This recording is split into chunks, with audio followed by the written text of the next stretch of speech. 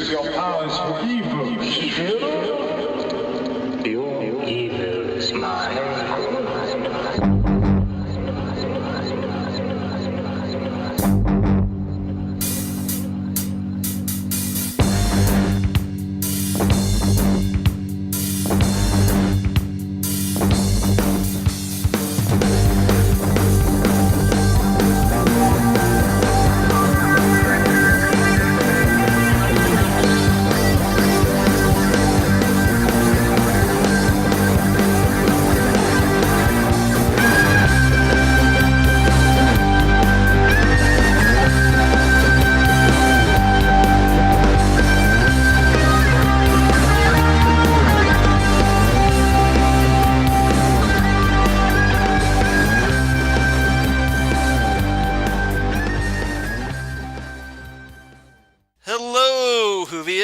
Welcome back to Next Stop Everywhere, the Doctor Who podcast. I'm Charles Skaggs. With me in the TARDIS, once again, my favorite partner in time, everybody's favorite partner in time, I think, Jesse Jackson. Hello, Charles. How are you? I'm great, except for, of course, for my Cleveland Browns, who sucked tremendously this year. Yes, we just talked a little bit about that. We both had losses on our NFL teams, but that's okay. We have Doctor Who, and as I told Chris several years ago when I was wearing a Doctor Who t-shirt instead of a Cowboy t-shirt on Cowboy Sunday, Doctor Who never disappoints, while the Cowboys do break my heart fairly often. Because, even a bad Doctor Who episode is enjoyable. I think so. Yeah. But I don't think we have a bad Doctor Who episode to talk about today. We do not. So, we're going to talk about The Brink of Death today for episode 95. For those who are going, okay, The Brink of Death, I don't remember that one. This is actually the fourth story in an audio adventure set from Big Finish Productions called The Sixth Doctor, The Last Adventure. And it was released in 2015. And it's essentially, it was Colin Baker's, I'm guessing his desire to give his Doctor an official ending chronologically, so that because he was never given a regeneration scene because he was sacked from the show, and even though he was asked to return, he chose not to for the regeneration scene in Time in the Ronnie, Sylvester McCoy's first episode. So what had happened, there's obviously a lost opportunity there, but thankfully Colin Baker got with Big Finish, and they decided to give Colin's Doctor, the Sixth Doctor, his proper send-off. And I'm a little thrown by this automatic camera that's going back and forth. Is my camera doing something weird? It's like doing an auto zoom, and then it goes back, and then it goes forward. Okay. Interesting. Let's see. Keep talking while I try to change that. That's all right. It's interesting. It's kind of like it zooms in and zooms out. Sorry, it's a little distracting. But okay, so see, short attention span Charles gets distracted by stuff easily by shiny keys. So this audio adventure set, we decided, for the sake of time, it wasn't. I don't think it was worth going through the first three parts, because since we're covering the regeneration stories in this kind of segment building up to Peter Capaldi's regeneration story, I thought we should just focus on the final story, the Brink of Death. And this one, of course, features Colin as the Sixth Doctor, and he's joined by his companion, his last companion, Melanie Mel Bush, played once again by Bonnie Langford. And looking forward to talking about this one with you. Yeah, so I know you've sent us a wonderful agenda, and I appreciate it, but if I could hijack it just for a moment. Sure. And we can save this maybe if you want to put this in, but I wanted your thoughts of Colin Baker's Doctor. Okay. And the reason why is friend of the show, Yes. Ken Schaefer and his son Parker have started, I think, a year or so ago, but they started at the very first Doctor Who episode, and they watch an episode every Saturday night. Okay. Or 2 episodes, depending on time. Right. Yeah, we've talked about that a little bit. Yeah, and so they're almost done with Colin Baker's. They're on Trial of the Time Lord. Yeah. And Parker cannot stand Colin Baker's Doctor. He is so ready for them to get to Sylvester McCoy. Okay, well, he only had 11 stories, so it's not that long of a wait. Right. So, whenever you think appropriate, I'd like for you to share, as a longtime Whovian, right, your thoughts on that, on Baker. Okay, so my initial impression, obviously, way back in the day, I've talked about this before. Peter Davison was my Doctor. He was the first Doctor. Even though I'd started watching a couple of Tom Baker episodes, Davison, I'd watched his entire run. Yeah. And then it took a little while on my Cleveland PBS station, WVIZ, to finally get.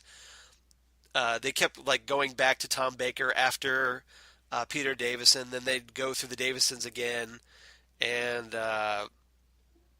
then they went back to Baker again, and then they went through Davison's, and then finally they got to Colin Baker's, presumably because the local PBS station had finally ponied up and purchased the Colin Baker era. Okay. So finally got to see them, I want to say maybe 87 by this point, 1987. Which was Sylvester McCoy's first year in Britain. So I watched this. Colin obviously took a while to get used to, because his first story, The Twin Dilemma, was such a contrast to Peter's Doctor. There's that horrible moment that a lot of Whovians dread, where Colin Baker's doctor, he's obviously suffering from regeneration trauma, and he's kind of all over the place. He's going through all this range of emotions. Sometimes he's raging, sometimes he's like sad and almost childlike. And so just to kind of show the emotional upheaval his Doctor is going through during this regeneration.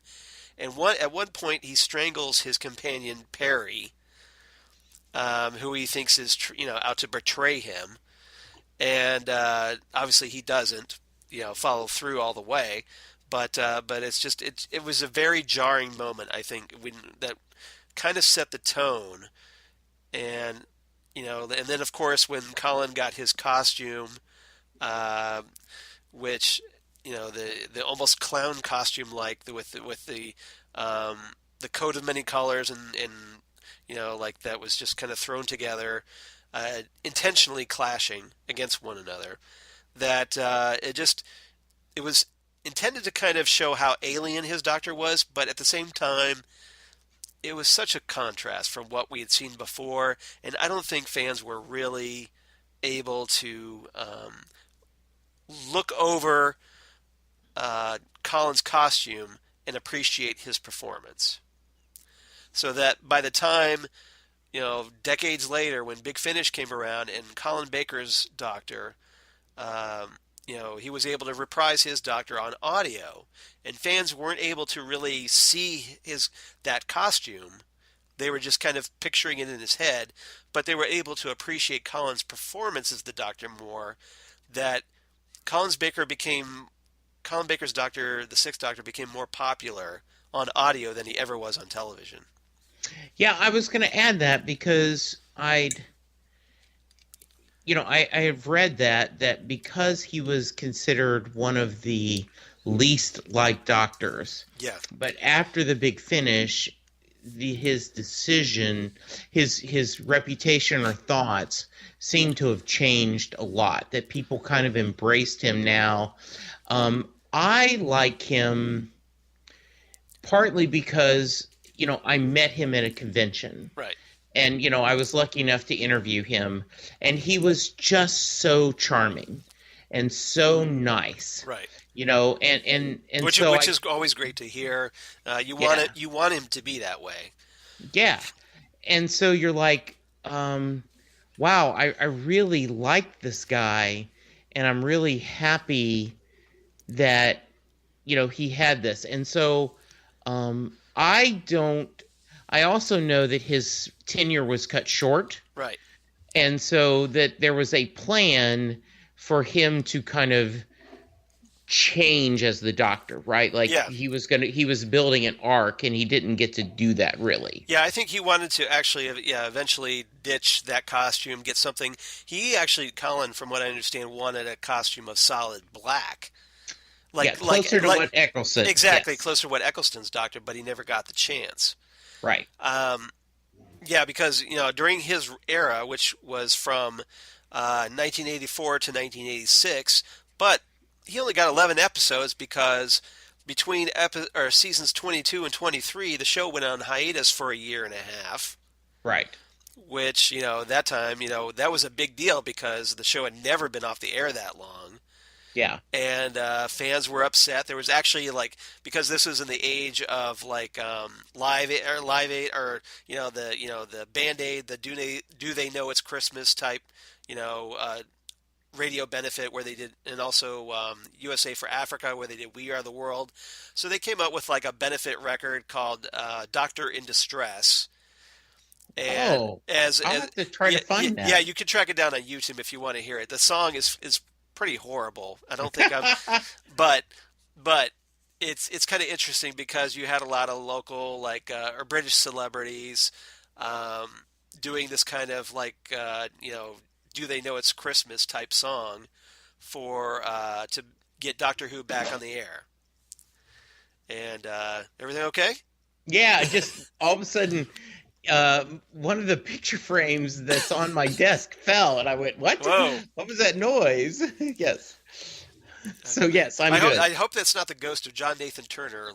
Yeah, exactly. But yeah, he was a lot of bad stories about him. Yeah, and then of course after his first season or his final season, season 23, Michael Grade, the kind of the BBC controller at the time, John Nathan Turner's boss, essentially, decided, okay, we can go. He never really liked Doctor Who, Michael Grade.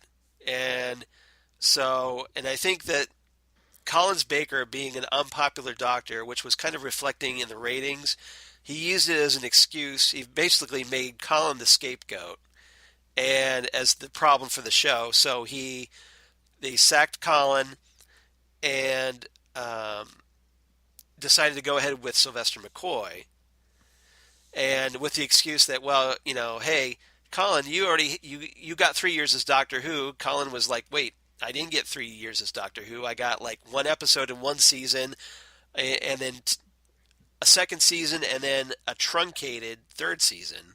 Right. So with for a total of 11 stories, as opposed to Davison, who had 20 stories, and Tom Baker, who had 41 stories. Yeah. So yeah, but it was a kind of a pretty dark time for Doctor Who, and I think unfortunately by the time of Colin's departure, things were. I think it kind of got past the point of no return, and unfortunately, even though Sylvester McCoy was a more successful Doctor than Colin's Doctor, I think it was just too much, and the show eventually was canceled in 1989. Yeah. Okay. Thank you. I appreciate that. Just as they say, wanted to get you on the record. That's my take on the situation, anyway. Okay. As I understand things. Very cool. All right. So, I was really glad that we got a chance to see Colin Baker, or hear, I guess, not literally see, but hear Colin Baker changing. Yeah, we actually got a regeneration sequence here finally. Yes. So Colin's Doctor finally gets a regeneration sequence, something fans have wanted for a long time. Yes. And it's something more than just the Sixth Doctor bumping his head on the TARDIS console as it's getting buffeted by these bursts of energy coming from the planet Lacertia at the beginning of time in the Ronnie. Yeah. And so it's a little bit more noble end for his doctor. Certainly couldn't get any worse than a bump on the head to cause you to regenerate. Right. So so I'm looking forward to talking about this. Yes. And might as well just So, go ahead. yeah, I was going to say, I was going to do a transition. Yes. Let's do the award-winning, patent pending. We won an award. Where's my award? I don't never got the award. Charles summary. Background info. The award-winning segment of background notable guest stars intro that we do. Yeah. All right. So obviously, The Brink of Death was written and directed by Nicholas Briggs, who, of course, you may know as the modern era voice of the Daleks and the Cybermen, the Ice Warriors, and all kinds of Doctor Who monsters. And of course, he does a lot of Big Finish productions. I was going to say, he's very active in Big Finish. Yes. He's one of the major producers of Big Finish. Mm-hmm. So, which is great because you actually have someone associated with the television show who oversees a lot of the Big Finish audio. So there's a very strong connection between the television show and Big Finish. So much so we've had Big Finish audio companions referenced on the television show. Yes. And such in the case of like Paul McGann's Eighth Doctor in The Night of the Doctor. So it's kind of nice to actually see those stories becoming canon, if you will. Absolutely. So some notable guest stars in this one. Obviously, we get the return of Michael Jayston as the Valeyard, or the Brickyard, or the Scrapyard, as the Doctor likes to call him. So it's nice to get that we got the return of the original Valeyard from the Trial of the Time Lord. We get a nice little cameo at the end by Sylvester McCoy as the Seventh Doctor, which was a great way to connect those two officially. Absolutely. And then we also have an actress named Liz White who plays Genesta, and she played a character named Alice in the Matt Smith episode The Snowmen. And if you're a fan of the British UK version of Life on Mars, she played Annie Cartwright. So nice. She was a major character on that show as well. Yes. So it was great that we actually have someone of note playing a sort of, not really a companion officially, but kind of someone who helps the Doctor. At least until there's a big revelation involving Genesta later in the episode. Yes, I am looking forward to discussing that with you. All right. So with that, why don't we dive right into our first segment? And this is our first topic that I called A Good Life, by and large. And that's a quote taken from Colin Baker's Sixth Doctor in the story. So obviously this is Colin Baker's final story. So I want to get your thoughts on Colin Baker's, at least chronologically, because he's gone on to do other Big Finish audio since, his final performance as the Doctor chronologically. So what's your thoughts? I loved this episode. It is always, with me, it can give or take on an audio drama, right, because you've got to get this in your mind, and you've got to get, is everything ready? So I was a little always up for it because we do it, but this one, I loved it right away. I thought that it was captivating. I thought the story was interesting. I was confused just for a moment, and we'll talk about this a little bit at the kind of end of the first, chapter where the Doctor's voice changes. Yes. And because you can't see the image, at first I'm like, did my audio mess up on my, No, player? that's forcing you to pay attention to the story. Yeah, and it was absolutely wonderful. And I loved it. It's kind of sad. Yeah. That it's almost like an alternate timeline that the Doctor realizes what he's doing, and he sacrifices himself to save, to take down, his nemesis. And it was, it could have very easily been a master story. Right. But and I know that I have seen Trial of a Time Lord, because I watched that when I was going to interview Colin. So I know kind of a little bit of the history. Yeah, the history of the Valeyard. The Valeyard. So Valeyard. Yeah. So I really, really liked this episode a lot. I thought Baker was really good in it. Mm-hmm. I really loved the characters, kind of the premise, and especially you have 5 minutes left. Yeah. Then you have some adventures. Now you're left to 3 minutes left. That was really nice. It gives you that ticking clock, that sense of finality almost. Yes. Because we know this is his last story. Right. So, every time that clock jumps ahead, you're like, oh, he's getting closer to the end. And, and you feel that sense of urgency within him. And the movie High Noon. And the desperation, I think, in his voice. Exactly. The movie High Noon with Gary Cooper, right. Has that ticking clock. And I love that the way they use this in this episode. Really, really good stuff. Okay. I totally agree with you. I think that surprise that Colin does a great job in this final story that he's given. I think obviously he wanted to go out on a strong note, and he I think at the end here he makes his Doctor very tragic, and he's obviously he doesn't want to go like David Tennant's Doctor. He doesn't want to go, but unlike Tennant, he accepts it. He's just like, hey, I had a good run. Yeah, and he's not he's not whining about it. He's just like, or he's come to terms with it. He's like, yep, well, I guess that's hopefully I'll regenerate, and hopefully I'll be able to go on. But he's not so maudlin, and certainly not as over the top, just blustering his way like you might think his Doctor would.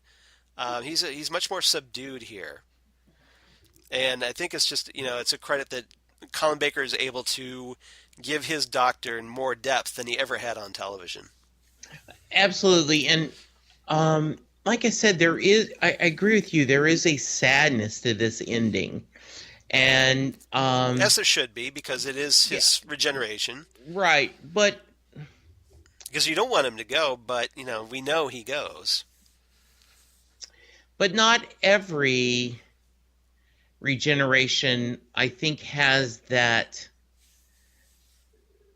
almost pathos. Right. That there is a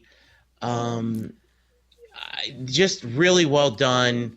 You picture, and I tend to picture the older Colin Baker when I'm listening to this. Right. I do not picture the yellow froed, horrible,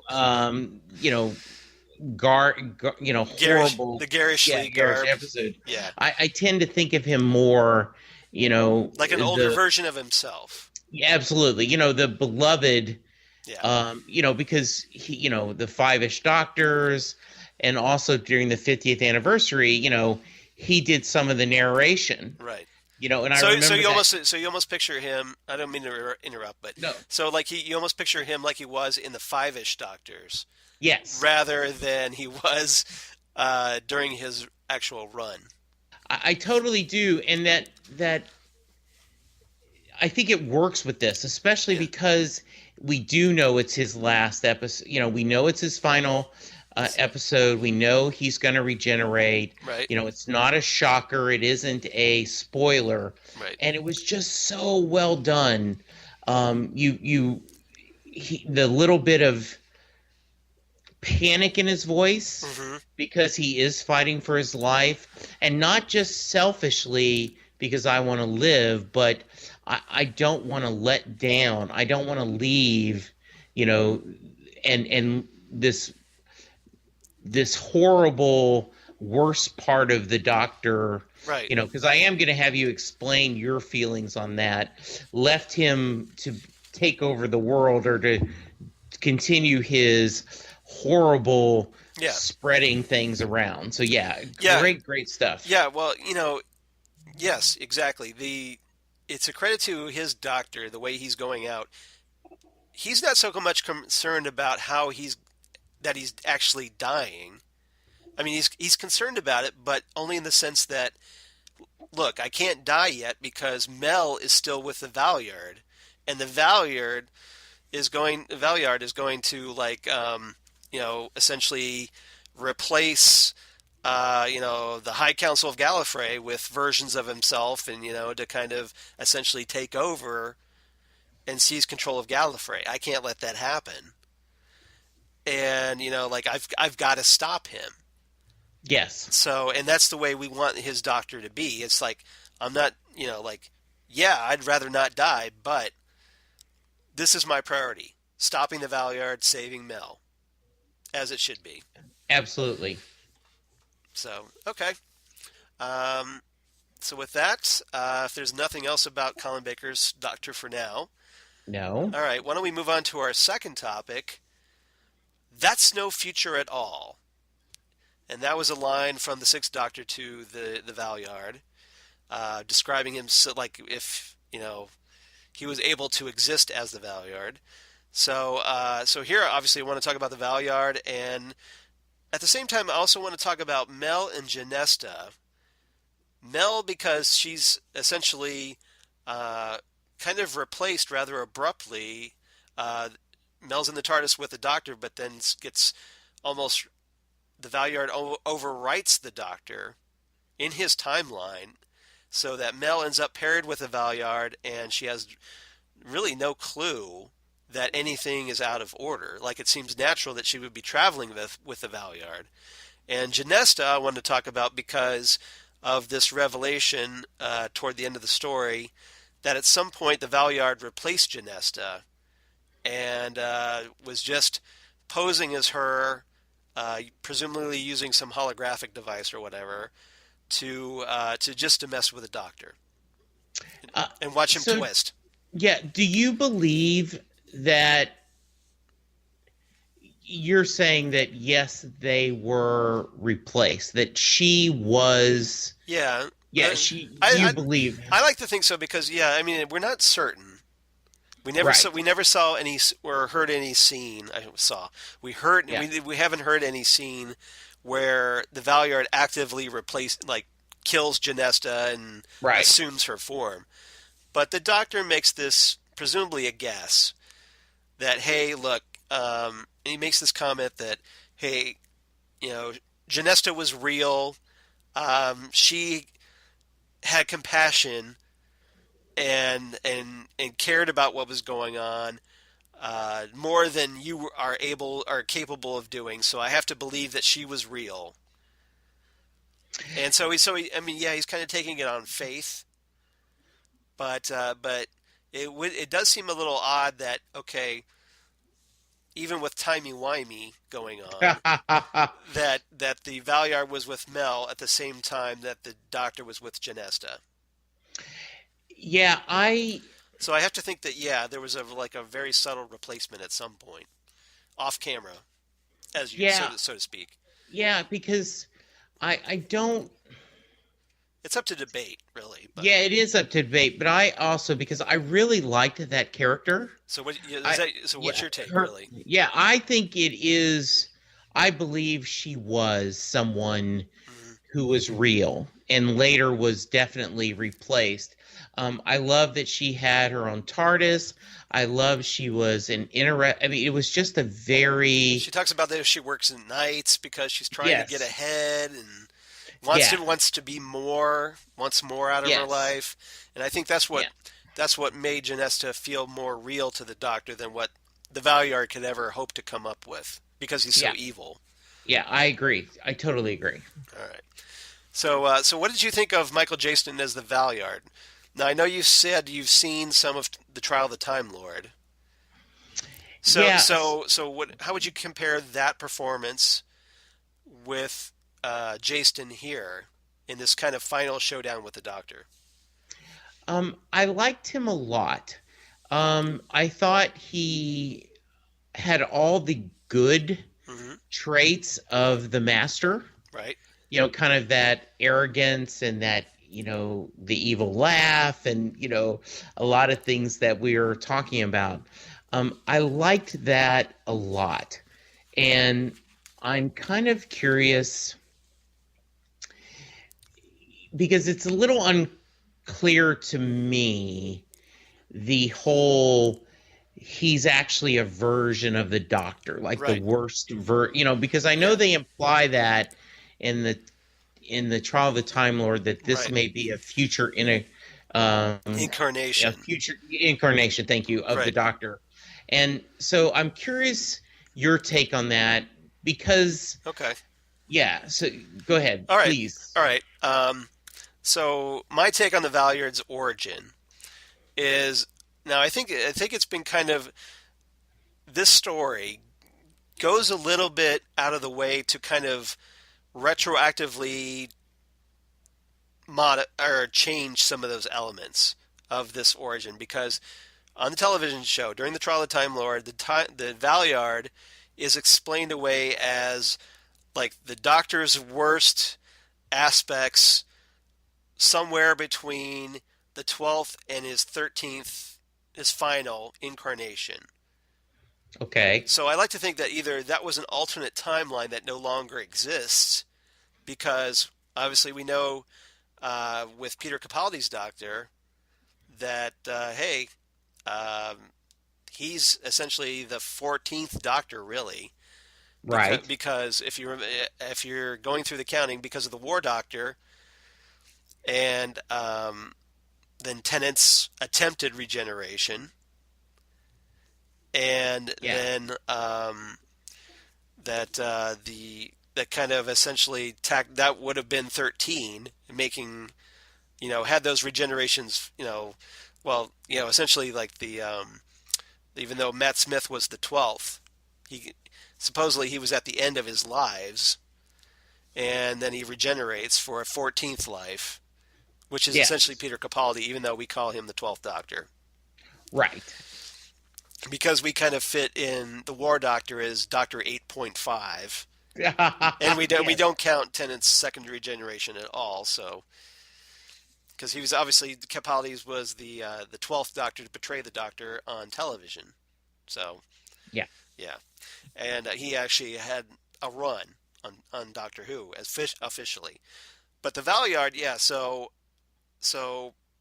presumably that somehow there was like originally intended to be some kind of split. A lot of fans at the time during the Trial of Time where they thought that okay, maybe somehow during the Doctor's final regeneration, he splits into like a good Doctor and a bad Doctor. The good Doctor stays the Doctor while the bad Doctor becomes the Valeyard. And Okay. like that good and evil gets kind of separated from one another. But here, we get the introduction. There's a scene about halfway into the episode where Janesta tells the Doctor, and I have to think it's Janesta at this point, not the Valeyard disguised as Janesta, that she was able to go into the Time Lord forbidden files on Gallifrey, and according to what she found, the Valeyard was apparently created as a construct by a Time Lord Black Ops division as some sort of weapon. This is mentioned. Okay. This is mentioned in the story. Yes, I do remember that, Okay, right? so essentially, what they're saying is that hey, the Valeyard was just artificially created. He's not, like almost like a clone. Oh, okay. That it was intended to be used as either presumably maybe in the Time War, who knows, but that he's just some kind of artificial construct, and so maybe he's not really the Doctor, even though he thinks he is. Hmm. So that kind of fuels the theory that hey, well, okay, we're not really making him an official doctor, that the doctor doesn't ultimately become evil. Okay, I like that. Yeah, so again, it could be also because it's a different timeline.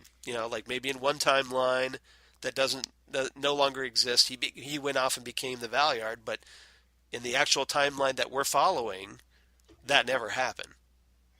Okay, I can buy that. Everybody got that? I know it's confusing. No, I think that's actually well said. I mean, you explain it very well. Okay. That makes a lot of sense. Okay, so hopefully, yeah, so maybe he's not really the Doctor after all. He's like a clone, like Jenny or something to that effect. Or he thinks he's the Doctor. Yeah, he thinks because if he's been if he was created by some rogue Time Lord organization, yes, that maybe he was implanted with the Doctor's memories, so therefore he thinks he's the Doctor, but he's not really. Okay, good. So that's my take on it anyway, especially after the story. Yeah, I agree with that. I think it's really well done. Okay, so we haven't talked much about Mel. I know you've only seen really her in the Trial of the Time Lord, and I think that was about it because we haven't really covered any of her run with Sylvester McCoy. No, we haven't. Okay, and I don't know if you watched Time of the Ronnie at all. What Ronnie show did we do? We watched the Mark of the Ronnie, which was the Colin Baker era Ronnie story. Yes. Okay. Okay. The first one. Yes. So Mel was essentially like this very perky, as you remember from the Trial of the Time Lord, she was very petite, very exuberant, a go-getter, computer programmer, even though we didn't really get to see her programming many computers on the show. And, she, one of the roles during that final season is that she takes it upon herself to get the Doctor in shape and puts him on an exercise bike and makes him drink carrot juice, which he just hates. He's like, carrot juice, carrot juice, carrot juice. Yes. And, so that was essentially Mel. She wasn't much of a character there. And we don't get that much of her here, although we get her at the beginning primarily when she's with the Valeyard. So I kind of want to get your thoughts on what you thought of Mel, even though she's not really around that much. I liked her. I thought she was interesting. I thought she did a good job. Right. You're right. We don't get a lot with her, but the things we do get make me like her. Right. I'm not, she is someone that I go, I think her and the Doctor seem to have a pretty nice relationship back and forth. Right. Yeah, so I'm okay with that. I liked it a lot. Yeah, she seemed to be very engaged, open, so it was good. Okay. And now we kind of do, she is in the TARDIS, though, toward the end when the Doctor's regenerating, and we'll kind of get into that in our third topic. But, that she's there facing, I guess I wanted to know what you thought of her interaction with the Valeyard once that switch happened. And, if anything notable struck you as you listened to that. If not, that's fine, but I was just curious. No, I didn't catch anything specific. Okay. I did love the kind of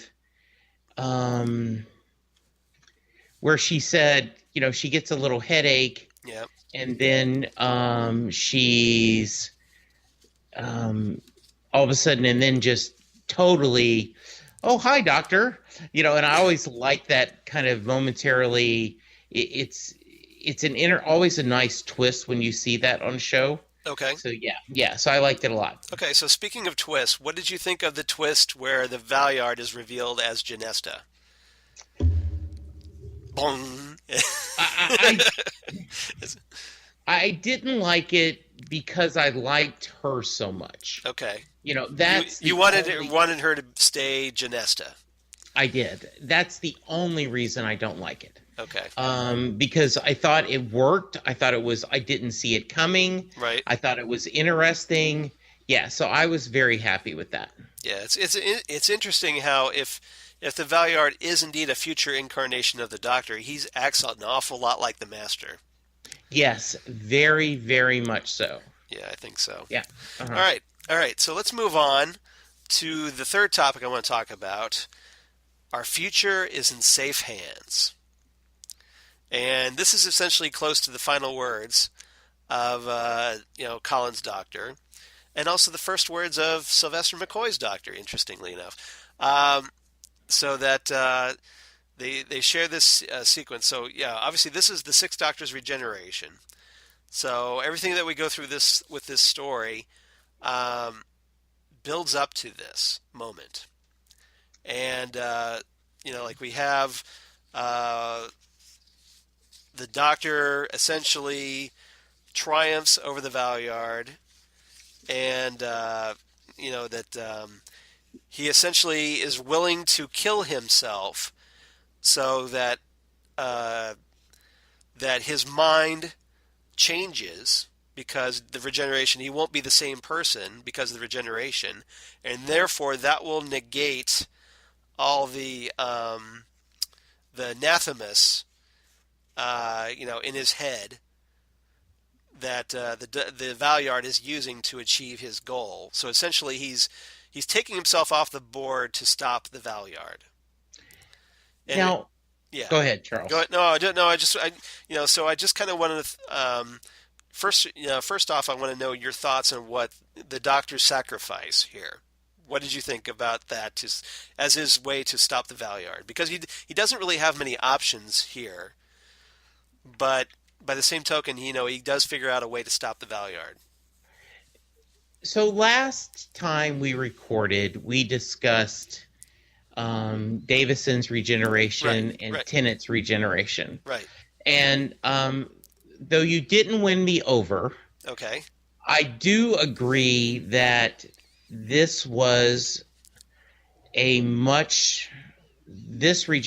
was a much nobler sacrifice. His I don't want to go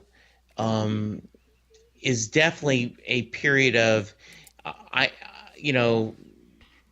it's a far, far better thing I do than I've ever done before. Right. This is truly I'm making a heroic choice. It doesn't matter that whatever I need to do to stop this is what I'm going to do.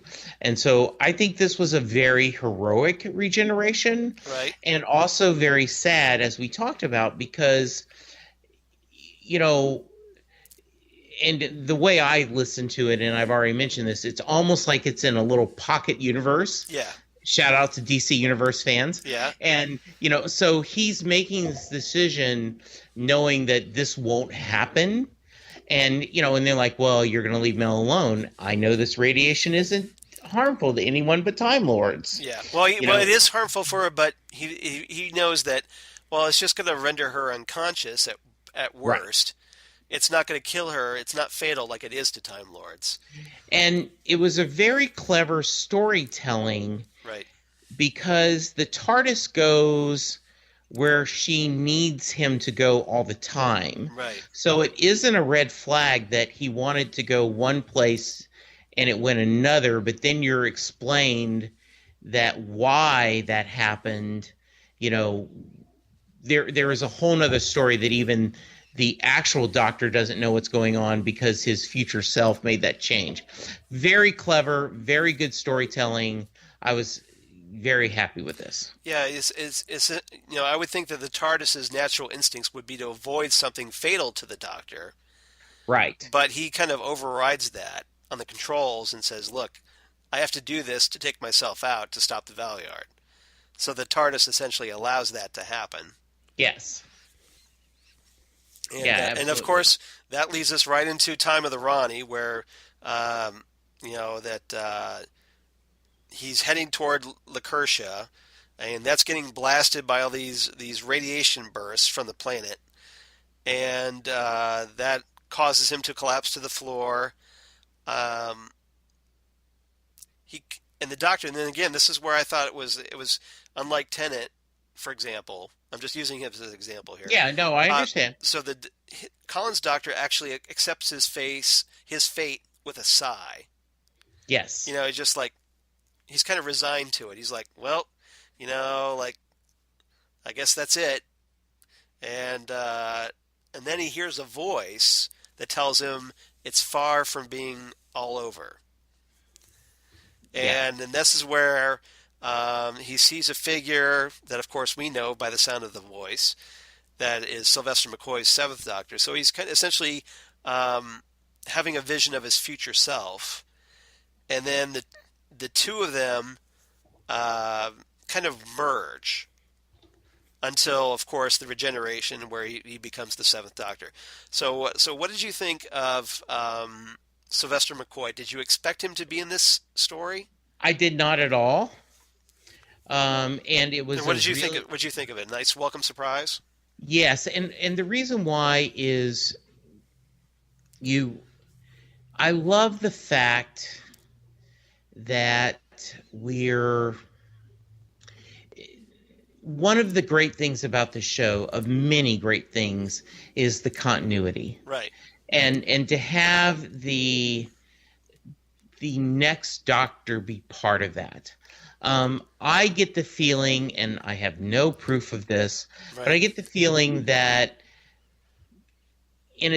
Colin Baker wishes that he had put aside his hurt feelings and had been part of this transition, because it's a greater thing.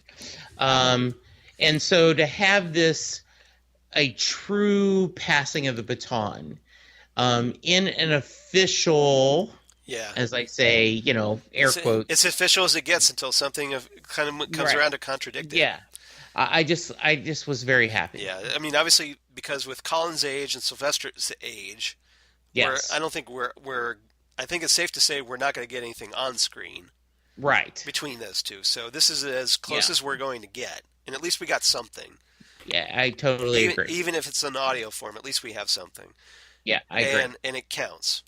Presumably. Yes, it does. Yes. Now, one thing I thought was interesting about the Doctor, the Sixth Doctor, and his final confrontation with the Valeyard, and just where he's talking about, hey, I don't want to be you. That's no future at all.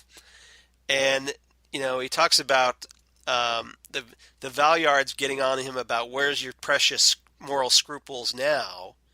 And he says, well, they died with me. So that essentially sets up the Seventh Doctor, because the Seventh Doctor is a little more amoral than the previous six.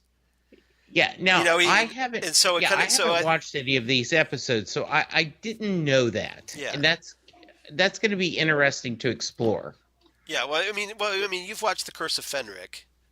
Yeah, I guess so. And so you got to see him essentially playing chess with people, manipulating events.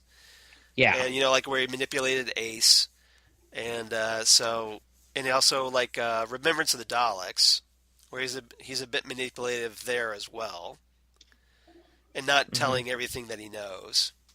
Yeah. Do you think? So I think that kind of sets up. It was a nice way to explain that that personality shift from Colin's Doctor to Sylvester's Doctor. Do you think that continued in the modern era?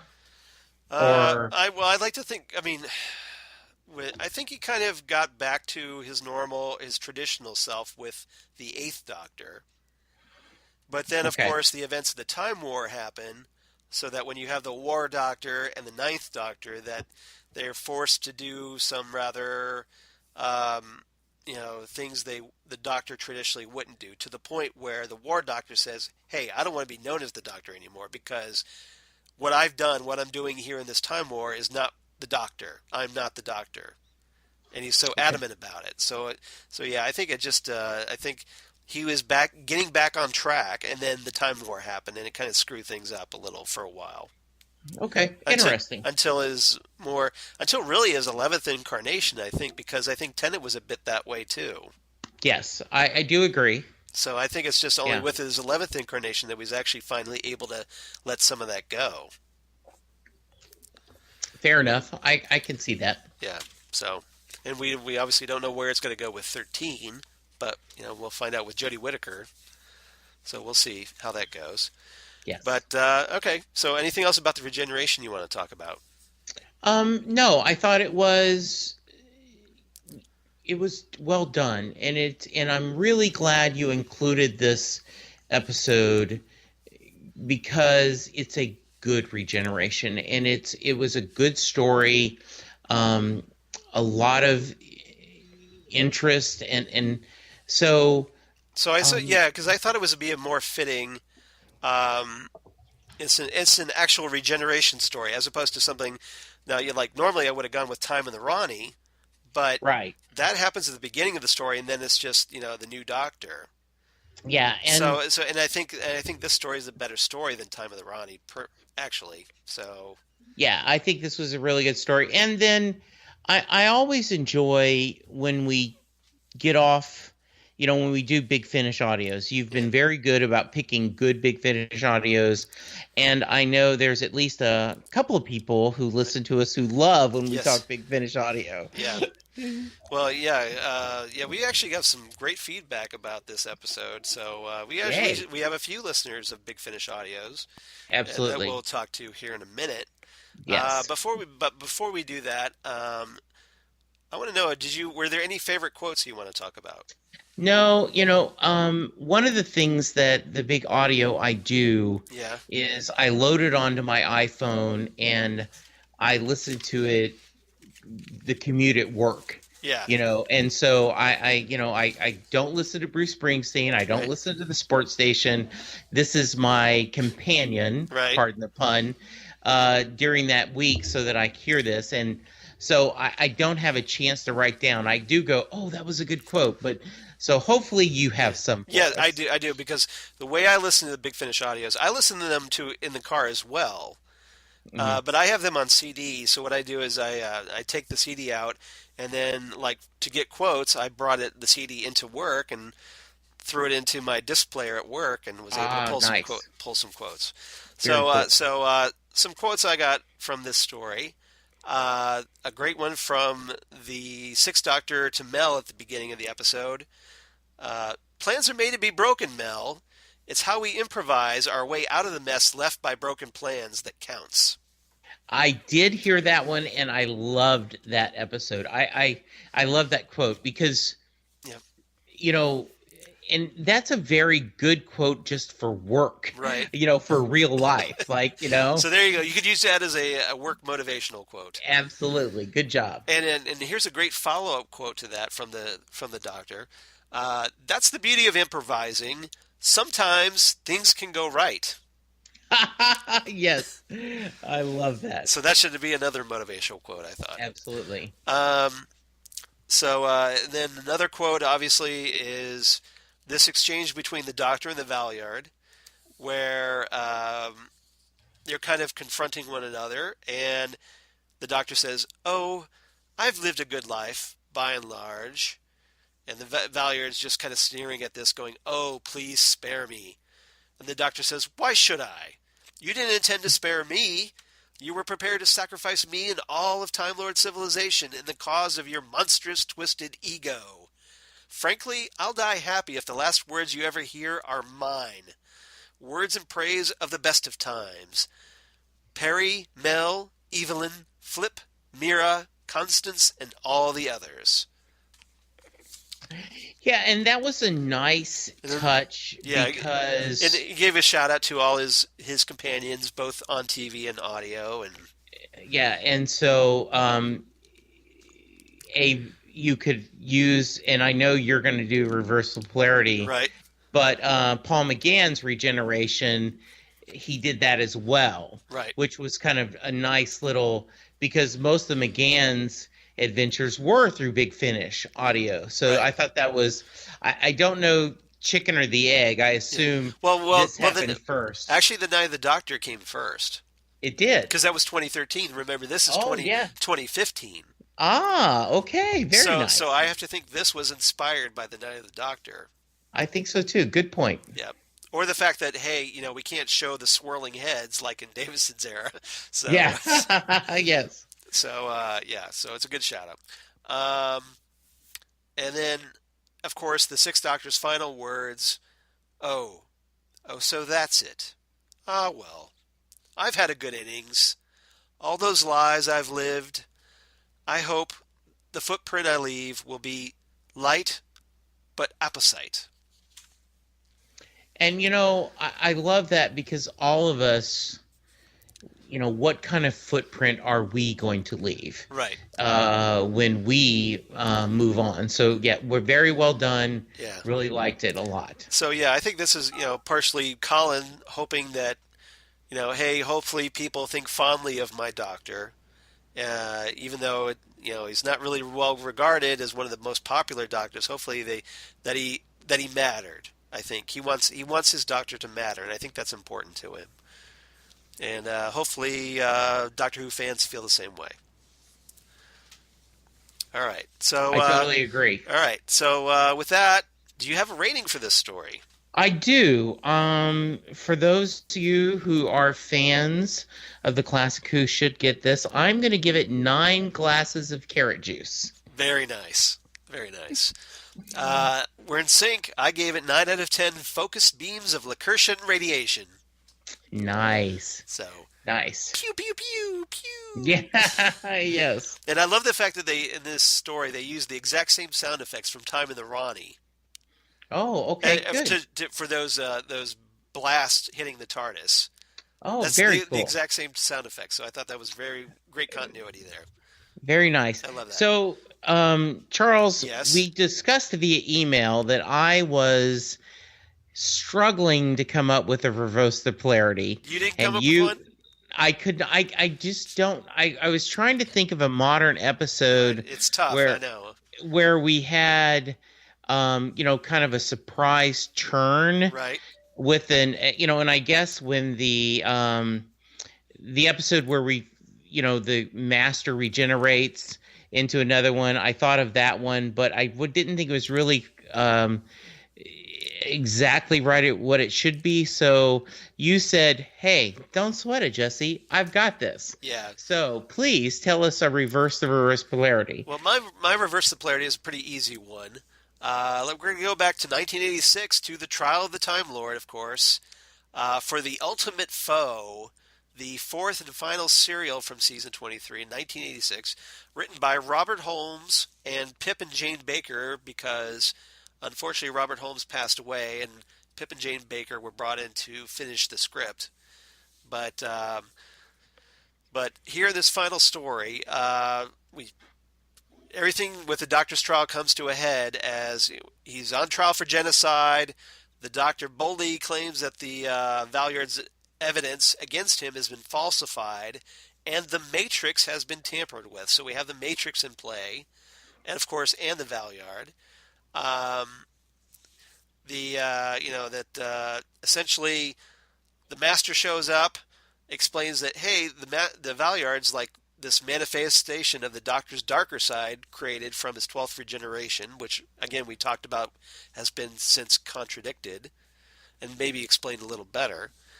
And then apparently the High Council offered the Valeyard the Doctor's remaining regenerations in exchange for falsifying evidence. So essentially the Doctor's being set up here.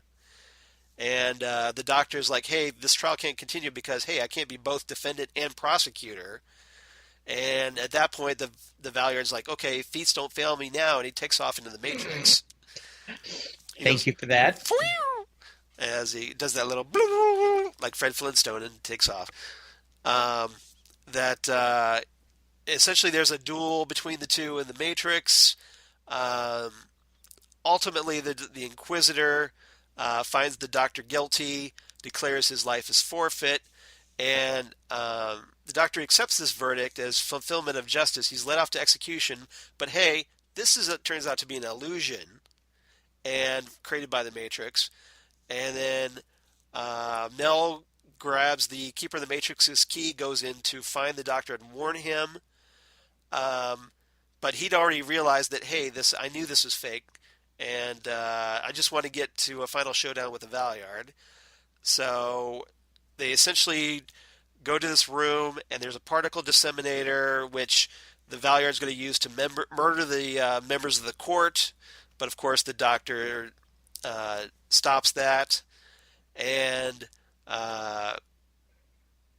he and Mel flee the Matrix as the weapon goes off, and they return to the courtroom. The Inquisitor drops the charges. The Doctor essentially is kind of lauded now for his achievements. The Inquisitor urges the Doctor to become Lord President of the new High Council because, hey, the existing High Council is corrupt and they've been taken into custody. And the Doctor goes to return Mel, who is from his future. Remember, he goes back to return her to her proper time. But as the Inquisitor leaves the trial room, she gives the instructions to the Keeper of the Matrix. And the Keeper of the Matrix looks up the camera, and oh, guess what? The Keeper of the Matrix is actually the Valeyard. Dun dun dun. Dun dun dun. Yep. So very cool episode. Nice little wrap up. Unfortunately, we don't see a proper regeneration, but we got it here with the Brink of Death. Yeah, and we never really got the Doctor meeting Mel, did we? Not officially, but we do it. But we do in Big Audio. Big Finish Audio, there is an official meeting between the two, chronologically. Okay, so yeah. Okay. Good.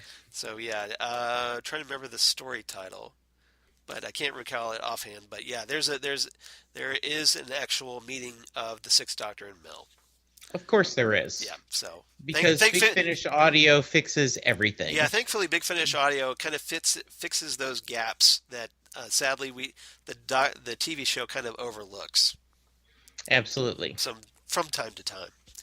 Yes. All right. So obviously, as I mentioned, we have a bunch of feedback this week. And, please share. And we even have someone taking up Paul from Australia's challenge to write in. So we actually have somebody new, Drew Cofill, or Cofill. Apologies, however you pronounce it. Apologies, but hopefully I got it right, Cofill. That Drew writes in on the thoughts on the Brink of Death. I'm answering the call to email rather than just two other listeners, so here's mine. The Brink of Death was a complete joy to listen to. If you haven't heard the previous 3 stories that came with it, I highly recommend doing so, since even though they're not part of the same storyline, they do tie in together and have the Valeyard present throughout. The Valeyard is quite the trickster, much like the Doctor, in terms of pretending to be someone else. In parentheses, he writes, "Think the Dream Lord from New Who." So maybe that could have been your reverse the polarity. Oh, could have been, yes. So yeah, from Amy's Choice. So that would have been a good call there, Drew. Very nice done. But he has the same sinister plan to take over the Doctor's remaining lives. Here, though, we have use of the Matrix, which is where we last saw the Valeyard go on screen. I absolutely love the callbacks to the Trial of the Time Lord, and us hardcore longtime fans recognize that immediately. Michael Jayston's performance still carries that narcissistic Time Lord victoriousness we saw in the 10th Doctor after Waters of Mars, only we originally saw that in he's got TOATL, Trial of a Time Lord, I guess that's what he means, with the introduction of this future version of the Doctor. As considered an amalgamation of his darker sides, we can even compare this character with that of the 10th Doctor's time near his end and the 11th. Since an amalgamation is a process of uniting, could we still get a Valeyard story yet to come? One can be hopeful. So I guess he wants to see the return of the Valeyard, which I would love. I think that would be a great idea. Absolutely. So you're on notice there, Chris Chibnall. That's right. And then Drew finishes up. This is also a rare type of regeneration in that the Doctor, even though he isn't alone, does it internally and harkens back, or is that forward, to Paul says, or not Paul, Drew says is Midnight in Silver, but I think he means Nightmare in Silver, the Neil Gaiman story, where the 11th Doctor threatens to force regeneration to wipe out the cyber controller running in his head. I feel it is a fitting and proper farewell to old 6E. And nearly 30 years after the fact, but better late than never, no? And then Drew says, great podcast. Can't wait for the next one. So thank you very much, Drew. Thank you very much. Thanks for the love. We really appreciate that. Mm-hmm. All right. So, of course, as I take a swig here to moisten my throat, apologies for that, everybody, we got our regular listeners writing in. So we have, of course, Holly Mack, or at least, Holly from Wisconsin, as we know her. Yes. She writes in on the Brink of Death. Hey, Charles and Jesse. So, hey, Holly. I have to say that I really enjoyed this story. The Central Intelligence Agency is up to its old tricks again. I think she means the Celestial Intervention Agency, as it's on Doctor Who. But I could see the CIA. I can't imagine why there's confusion with that. So, not to mention the Valeyard, up to their old tricks again. The Valeyard can give the Master a run for the money, that's for sure. The Doctor, even though he and Mel may have butted heads, they did get along well, and that he would do anything to keep her safe. Yes. The ending scenes with the Sixth Doctor's regeneration into the Seventh was nicely done. I like how the Sixth Doctor is reassured by the Seventh that his future is in safe hands. I'll wrap it up here. Holly from Wisconsin. Yay, Holly. Yay, thank Holly. you. Yeah, thank you, Holly. And we got a third feedback. So a lot of people like the Brink of Death. Yay. So we got Paul from Australia writing in once again. Hey, hi, Charles and Jesse. Got to say, first off, you both surprised me which story you chose to review next. That's right, Paul. You got to expect the unexpected here on Next Stop Everywhere. Absolutely. Just when you think you know me, you don't know me. But I've got to say, what a great choice. So thank you for that, Paul. I really appreciate that. Glad you liked it. Such a good story for Colin to get his regeneration in, and boy, did he act the pants off of it. Yes. Michael Jayston is no slouch in the acting department as the Valeyard, but Colin truly shines. He obviously enjoyed this story, and I totally agree. Yeah, I do think he embraced the big finish. Yeah. I think, he seemed to really enjoy them, and I think that's awesome. Yep. Yeah. Totally agree. And what a story it was. It had everything in it. The Valeyard, Mel, the CIA, and no, not that CIA, the other CIA. And even Sylvester, just brilliant. I found the notion of the Valeyard having been created as a weapon by the CIA intriguing. But is this true or not? Possibly. I think it's a little bit more true than we know. Yeah, I agree. It certainly makes more sense. It was such a great regeneration, the only way to thwart his nemesis and stop his evil plan, very noble, and it leads right into time in the Rani. One final thought, this makes it the third Doctor to succumb to extreme radiation and regenerate. Intriguing. And of course, Paul is referring to the third Doctor who died from Metebelis radiation, and the 10th Doctor who died from that radiation when he got into the booth after Wolf knocked 4 times. Yes. So, anyway, I think you can tell I like the story, and as always, sending you both my kindest regards, Paul. P.S. Once again, can't wait to see what story you will choose. Where are we going next? ... Question mark, question mark, question mark. That's great. So that kind of sets us up rather nicely there, Paul, because next on Next Stop Everywhere, now we've already talked about the 7th Doctor's regeneration into the 8th Doctor when we covered the TV movie, so I think that one's out. Right. And we kind of already talked about, the Day of the Doctor, so we've kind of covered the War Doctor's regeneration. Yes. So I think next, that leaves us with the 9th Doctor's regeneration. Ooh. So I think next time we should talk about the 2-parter Bad Wolf and the Parting of the Ways. Yes. Christopher Eccleston's final 2 stories on Doctor Who. And it's obviously going to be pretty emotional because that was our first regeneration of the modern era. And Yeah. I'm sure a lot of you, hopefully, just like Drew, Holly, and Paul, have some thoughts about it. So looking forward to talking about that one with you, Jesse. Yeah, that'll be good. I've really enjoyed this kind of journey getting us ready for Right. December's big change. So well done. Yeah. Nice. Yeah, obviously we're getting Really nice closer. We're stuff. now in the ninth Doctor. As we're Yes. here in October, actually October 1st of 2017. Yes. So happy 40th anniversary of Canine Day. Yes, and I was celebrating. I would hope so. You better be celebrating. Yes, I will not make that mistake again. You don't want to incur the wrath of my wife, Lori. So No, I do not. you know better. So yeah, Indeed. you're daughter from another mother. Exactly. Yes. She will not be happy with me. Yeah. So, yeah, happy 40th anniversary, K9. So, a little shout out Absolutely. there. Didn't want you to think that we forgot. No. All right. So, anything else before we kind of give our contact information, Jesse?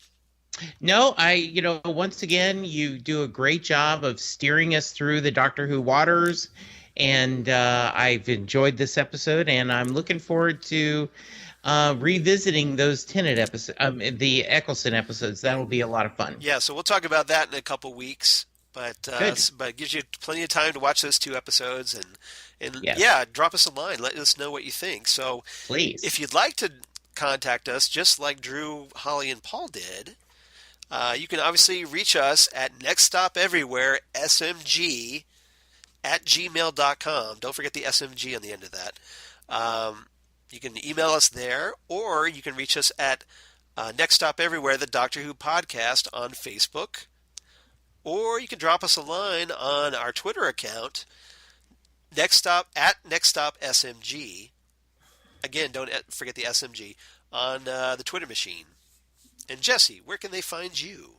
I can be reached at Jesse Jackson DFW on Twitter. Yeah. I am on Facebook, Jesse Jackson. You can do Louisville, Texas. I have, and then you can hear me on Set Lustig Bruce, a Bruce Springsteen podcast. Yep. That I've got a couple of fun episodes coming up. And how about yourself, Charles? Yeah, Where can they find I noticed you? that name change for Set Lusting Bruce. How'd that happen? Yes. I some very nice friends. Okay, so no one's listening but you and I. Like over a year, I suggested to our wonderful boss, leader, that hey, I really think if I put Bruce Springsteen, oh no, you're building your brand. You don't need to change it. Yeah. And so You wouldn't be talking about Rob Southgate, would you? yes, I would be. God love him. And so so I did a Google search, and there's two other Bruce Springsteen podcasts, which are fine podcasts, show up 1 and 2. But not And I'm nearly like as important 30th. as Set Lusting Bruce. Yes, and so I'm like 30th on the list, and I'm like, it's all because they've got Bruce Springsteen in their name. Yep. And so I kind of whined a little bit on Facebook, and Charles is like, well, why don't you just add after your colon, and say put a little colon, go to Bruce Springsteen, or to the Bruce Springsteen podcast, and I said, well, that would sure be nice. And when you suggested, Rob goes, oh yeah, let me make that change. So thank you. You're welcome. Well, it just seemed like a simple solution to the problem. It did. Okay, if you want to keep Set Lusting Bruce, well, just tack on the Bruce Springsteen podcast on top of it. Yeah. And by the way, when you go into iTunes now, I'm on the front row of the podcast. There you go. Yeah, there you go. So see?